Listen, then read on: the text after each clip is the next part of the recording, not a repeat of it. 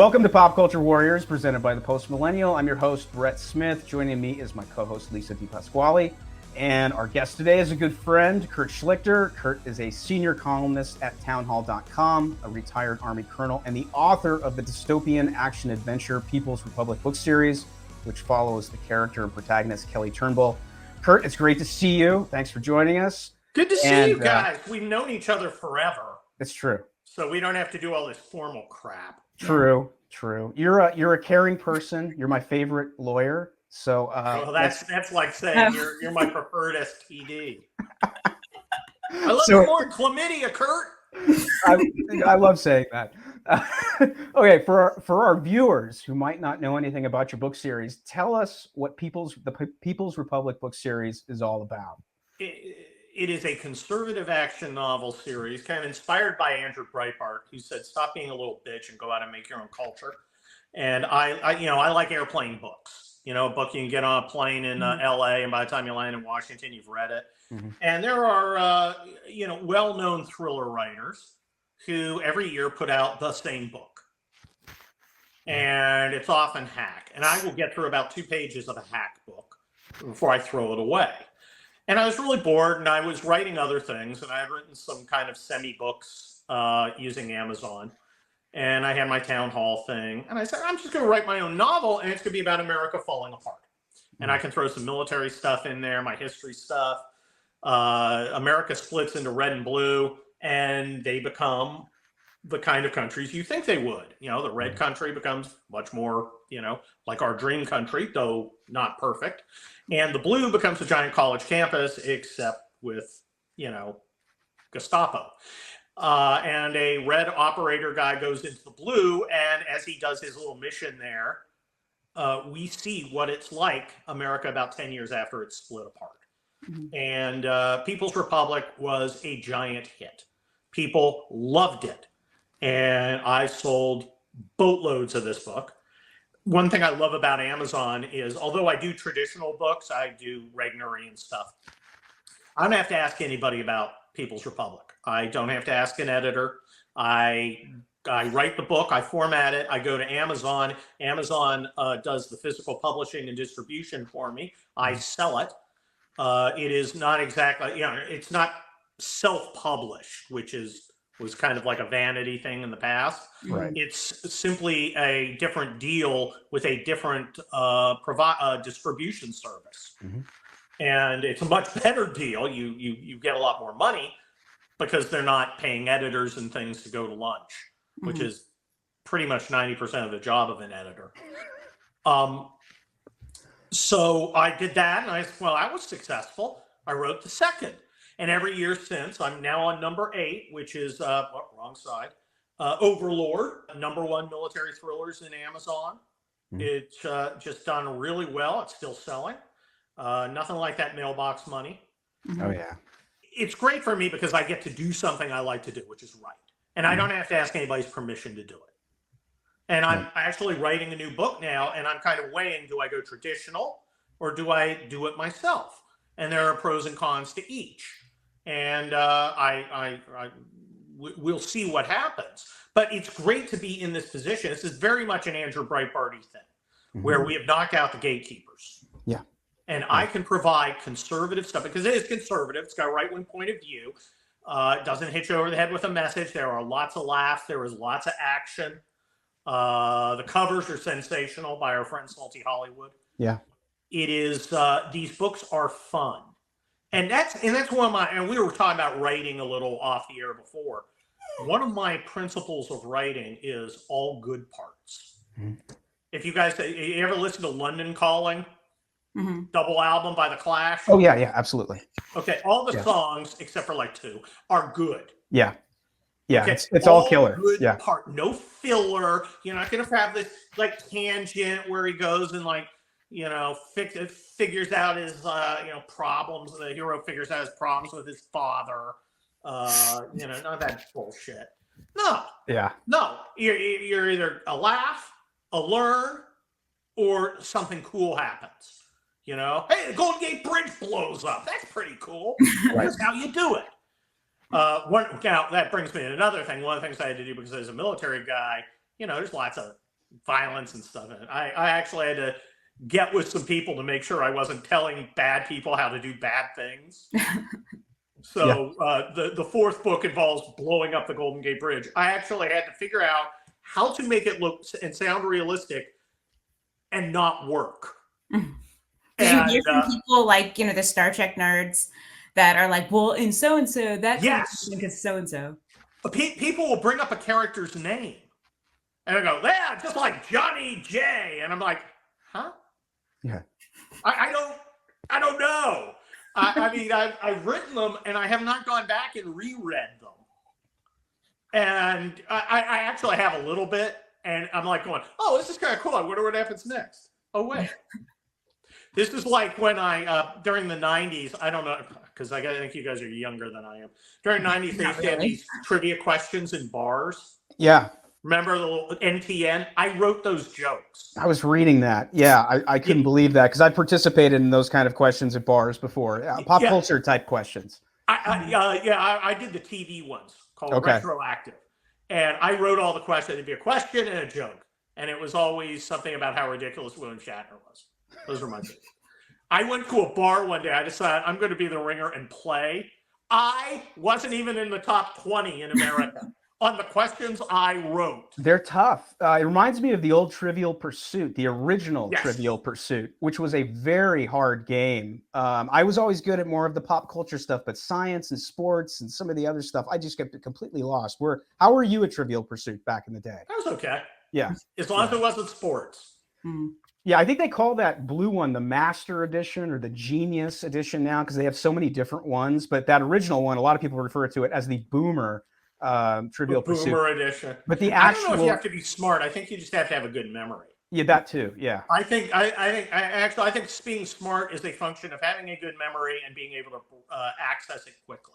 Yeah. Which I think that's one thing I do. I have a pretty good memory. Mm-hmm. And I can access it quickly and put things together, which is why I was a good stand-up. I can write a joke. Mm-hmm. And I don't know how that process goes. I don't know how the process of creation goes because I just think about the story and build the movie in my head. Mm-hmm. And with the guiding principle, all good parts. And it's kind of like, what would I like to see next?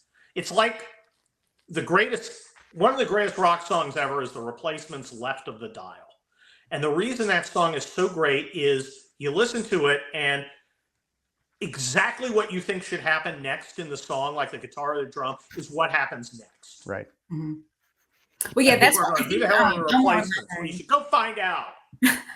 Yeah. If you've read Elmore Leonard's rules for writing, one of the things that he says is, the parts that you skip when you read, he just takes those parts out of the book. Yes, all good parts. I will take a break and watch Netflix or something. And you try and watch some of these series. And first of all, they stuff, 3 hours into 8 hours of show. Mm-hmm. Mm-hmm. And I've gotten to the point where what I'm watching right now is Veep. Remember Veep? It's a half hour. Yeah. And boom, boom, boom, boom, boom, boom, boom, boom, boom. Oh, yeah. It is continual jokes. And they're funny. And they wrote like 4 times as many and just got rid of 2/3 of them. Right. And that's what I want to do for my books. I want it all. I never want you to be like, when is this part going to end? Yeah. Because I don't want to write that. Mm-hmm. Yeah, I find that with in the new book I'm writing, which is about terrorism, I'm trying to talk a little about what happens in the aftermath and some of kind of like the logistical things. How do you make it interesting to talk about how the supply chain's disrupted? Well, it became stories of individual people, trying to find food, essentially. You just got to figure out a way to make it interesting if you want to make the point. If you just want to go, there's no food and everyone's hungry, people are like, it's not relatable. Yeah. It's like Biden at a soldier's funeral. You're checking the watch. Yeah, right. Wishing you were somewhere else. Yeah. But it's like that old adage of all killer, no filler. Yes. And the other thing is, you said something about having a time constraint, and I think about the sitcoms of the 80s, early 90s, which were all about 22 minutes. You think about Cheers, Family Ties, Cosby, all of these incredibly tight, well-written shows. And I think having to do more with less and having that time constraint, you've got to be really on your game to get all that in there. But a lot of the times you just don't have time for fillers. So all the good stuff pretty much gets baked into the cake. Well, you hope so.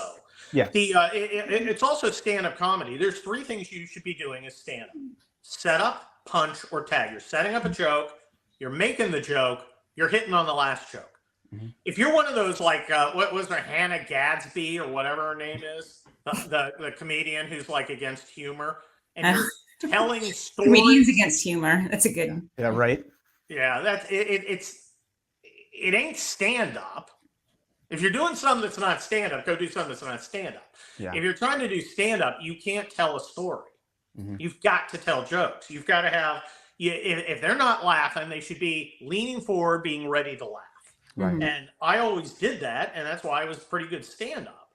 Also because I would show up not drunk on time.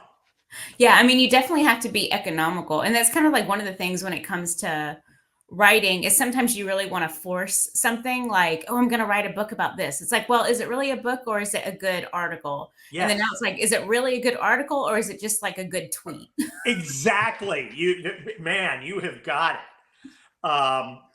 And I'll do that with topics for Townhall. And I'll be skipping topics through my head. Sometimes I'll just, this isn't enough.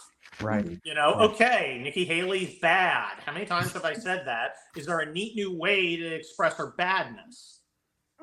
No. Yeah, you had a so I'm not going to write about it. The other day that I thought was funny. Oh, you like that?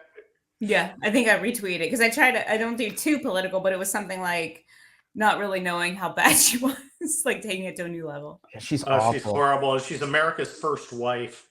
Oh, totally. No, I said that to my buddy Brian McWilliams, who tweeted something about her high heels ammunition line, which I still don't understand. I'm like, what? But I was like, she's, if Hillary Clinton was a nag, Nikki Haley is our nag. She's so annoying, and nobody wants to listen to that for 4 years. It's like, I don't need 4 years of her telling me to use my inside voice. Yeah, man. No, thank you. Just, and here's the thing. She goes, well, you're sexist. Also, girl power. Right. So I'm supposed to understand. Let me get this straight because I want to make sure I understand. Women are uniquely awesome in uniquely feminine ways. But here's the thing. Women are also uniquely annoying in uniquely feminine ways.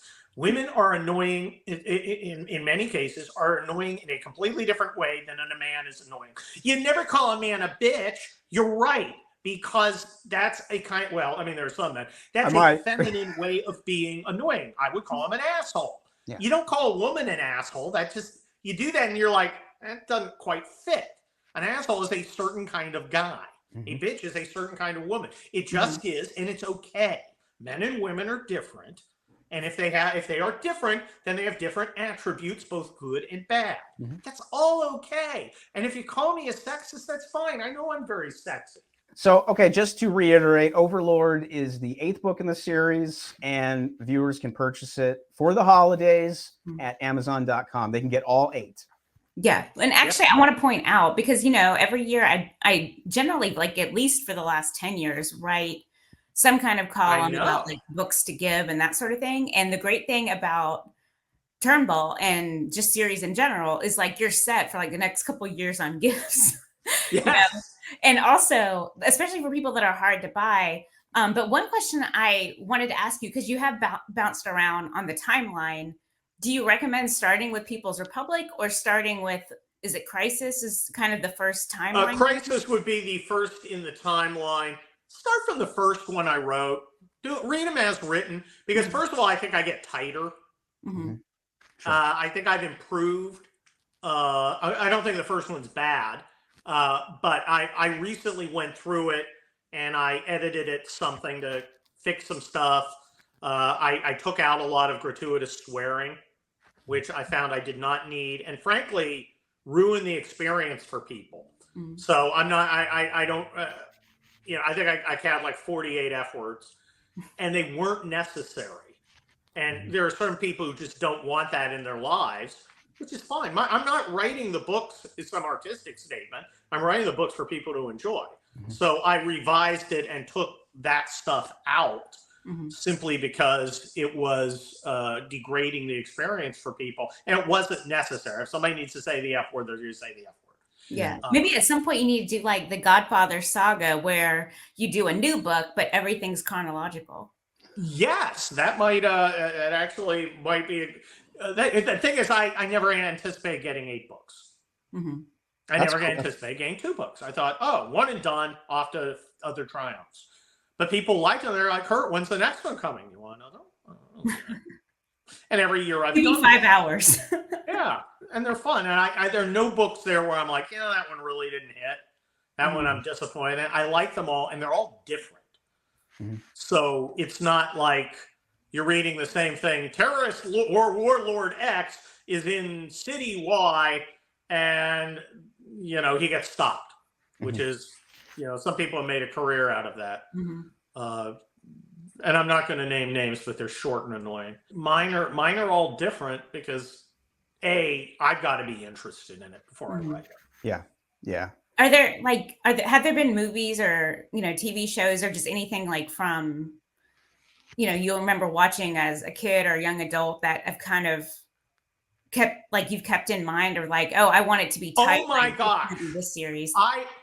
I have shamelessly rendered tribute to all the movies of my youth. Everything from The Dirty Dozen to Guns of Navarone to freaking Escape from New York. Yeah. Heat. I mean, there's a little Mad Max with the dog. Mad Max is in it. There's Mad Max stuff. Oh, if you're reading through it, you're just going to smile going, I know where Kurt's going with this. This is going to be fun. It's going to be, and it is fun. I want it to be fun. I hate people who have to read books as a painful duty. Well, and also it kind of, obviously there's, like Orwell type of stuff and history, but also kind of like similar when I wrote SJW Handbook, where like you made it up, but then it kind of became true. But but it doesn't hit you over the head with like, this is what I believe. Right. Yeah, exactly. Yeah. I let people draw their own conclusions, but my position is pretty clear. And the later books talk about Red America in more detail. And Red America is not perfect.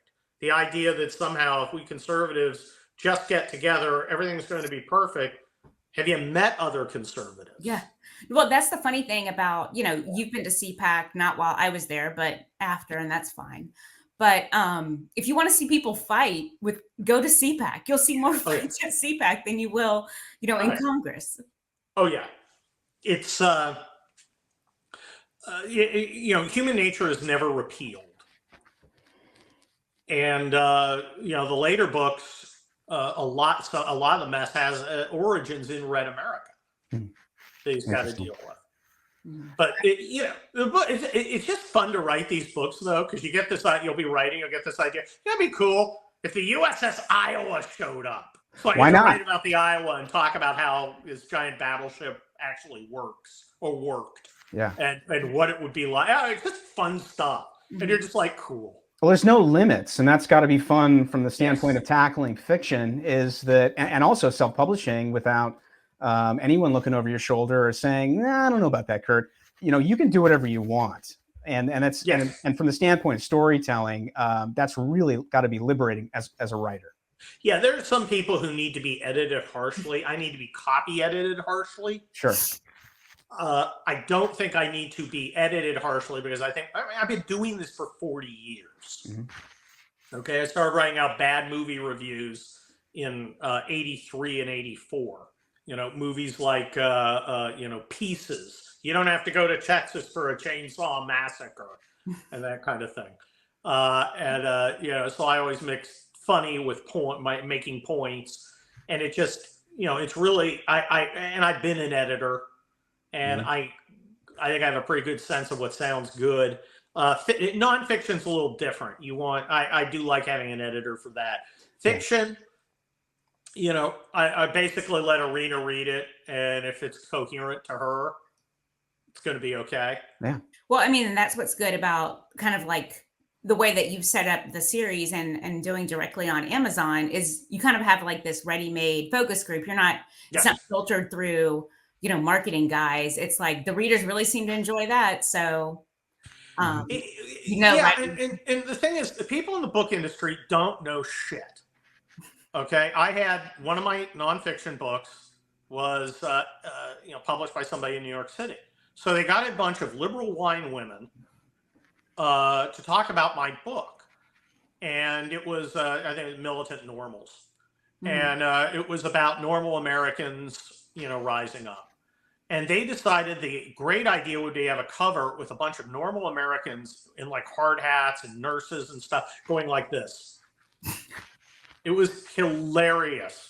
I thought my agent was, there's a little thumbs up. I thought my agent was going to freaking die. He goes, Kurt, I've been doing this for years. That's the worst cover idea I ever saw. But they have no real sense of what's going on. Well, I was going to say that's their interpretation of real Americans. Yeah. Hard hats and thumbs up. I mean, what a bunch of dorks. I got it was astonishing, and it was a good book. And they, I remember somebody from the New York Times told them they wouldn't review it because I had said mean things on Twitter, and they were scandalized. They were like, "Oh my God, this got hurt. We have to talk about this." I'm like, well, if by talk about it, you're going to mean you're going to tell me how you told them to kiss your ass? Right. Because that's all the discussion I think we need. Mm-hmm. And they were like, but it just, so the notion that somehow your editorial group is going to provide useful input is not certain. I don't think that's. I did not go with them for my next books. The guys I go with are very, very smart and very good, and my product is better when they look at it because they're dedicated conservatives. Yeah, and I think if you're talented, also. And I think if it's similar to listening to strong, talented directors talk about producers coming in, the money people, and saying, "Well, we think you should do this or you should do this," and it's kind of like, then why did you hire me? Why did you hire? Well, look, I'm. You want a singular voice. You want a singular voice and a singular vision because that's ultimately. Well, that's kind of auteur theory, and I'm not sure that's. I think with fiction it is. I think a lot of times it is. Somewhat. You write what you like, though. You write for yourself, essentially. I do, but I also want to make sure that it's working, and I'm willing to take input. When I was at Army officers, 3 kind of Army officers, there's the logistician, there is the cavalry guy, the Patton, and there is kind of the team builder. And I was not the get out the sword and charge guy, and I wasn't the logistician. I was the team builder. I would get a bunch of people together and talk about my general vision of what we do, and then we would do it. So I'm totally open to somebody going, Kurt, this paragraph just doesn't make sense. And it's not like, well, how dare you? It's like, oh, okay, cool. Hey, you know what else would be cool? Maybe this. Oh, okay, I can interact. I can do that. It's not a lot of pride of ownership. I just want to have the best experience for the reader. It's just logistically, it's hard to have a lot of people look at it before it's a final product.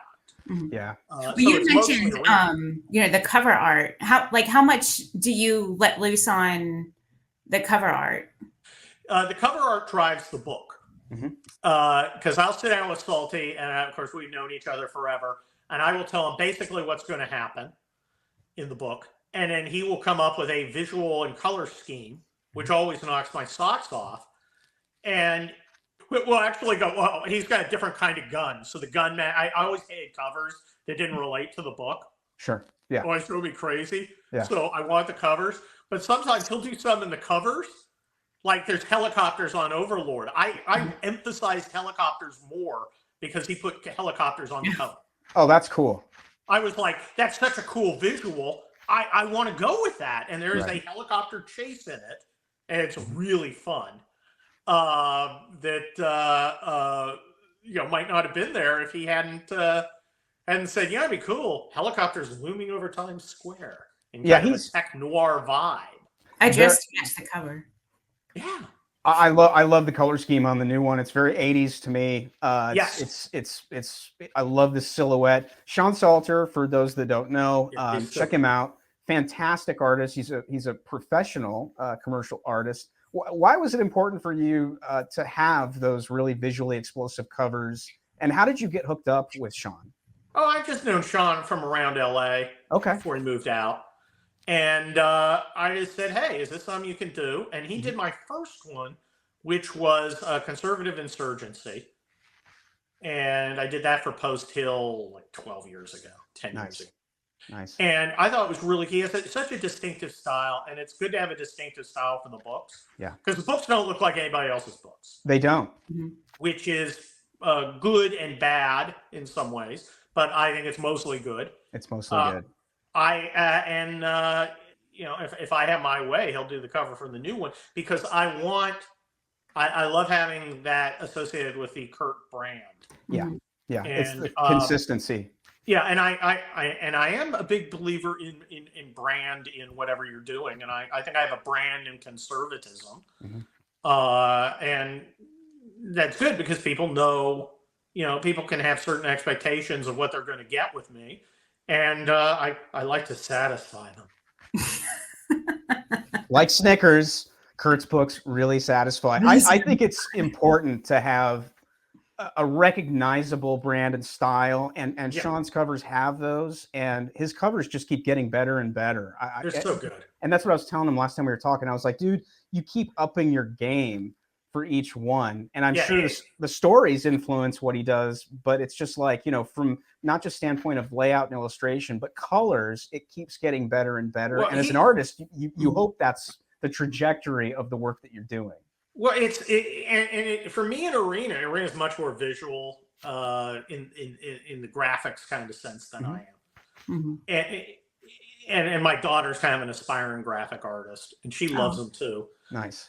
It's just, you know, he gets it, and so it's great working with him. Yeah. Because he just gets it, and he's like, okay, all right, I'll give you some stuff, and and the stuff he starts with is not that far from the stuff we end with. Yeah. You know, because he has a very clear vision, and I'm always like, holy cow, yes. Right. That's it, even if I didn't know it. And I just respect people who can do things I can't. I can't draw. I wouldn't know the first thing about drawing. Yeah.